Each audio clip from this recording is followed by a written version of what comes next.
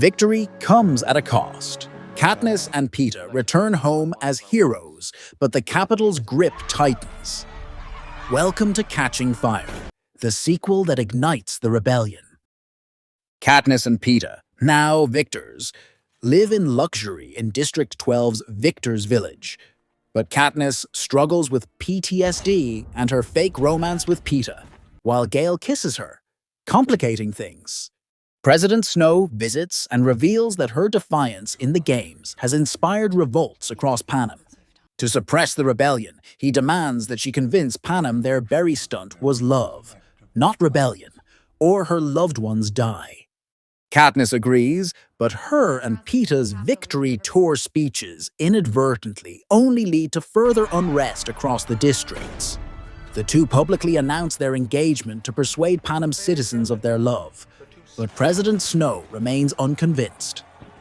Upon returning home, Katniss witnesses the brutality of the capital's peacekeepers. Katniss's best friend, Gale Hawthorne, is publicly whipped for trying to intervene in their beating of civilians, leading to a violent confrontation that results in Katniss, Peeta, and Haymitch's involvement.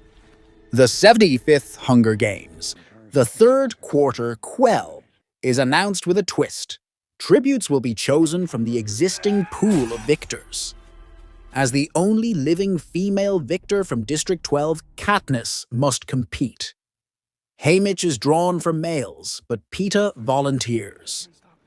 In the capital, new game maker Plutarch Heavensbee designs a clock-shaped arena. In the games, Katniss and Peeta ally with Finnick Odair and Mags from District 4. They face deadly poisonous fog at night. When Peeta is injured, the elderly Mags sacrifices herself so they can escape. They also battle mutated mandrills, during which the female victor from District 6 sacrifices herself to save Peeta's life. Fleeing to a central beach, the group unites with Beetee and Wiress from District 3 and Johanna Mason, the female victor from District 7. Wiress discovers the arena is designed like a clock, with dangers recurring at intervals. The careers suddenly ambush the group. Katniss and Johanna kill Gloss and Kashmir, the victors from District 1, but Wiress is killed in the encounter. Beetee plans to lure the remaining careers to the beach and electrocute them with lightning. The group prepares the trap by laying a wire from a tree, which is hit with lightning every 12 hours, to the shore. When District 2 victors Brutus and Enobaria arrive, Johanna incapacitates Katniss, removes the tracker from her arm, and flees. Katniss discovers an unconscious Beetee, seemingly electrocuted by the arena's force field. Hearing a cannon, signaling Brutus's death, and unable to find Peeta, Katniss nearly attacks Finnick, suspecting betrayal. He reminds her of the real enemy. Katniss attaches the wire to an arrow, which she shoots into the arena's roof just as lightning strikes. The electricity destroys the arena's force field, blows a hole in the roof, and shuts down the arena's systems, but also knocks Katniss unconscious, and she is rescued by a hovercraft.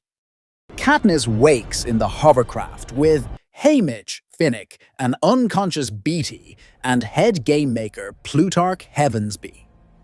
Haymitch reveals they are headed to District 13, which not only still exists, but is the headquarters of a full-scale rebellion that erupted during the Games.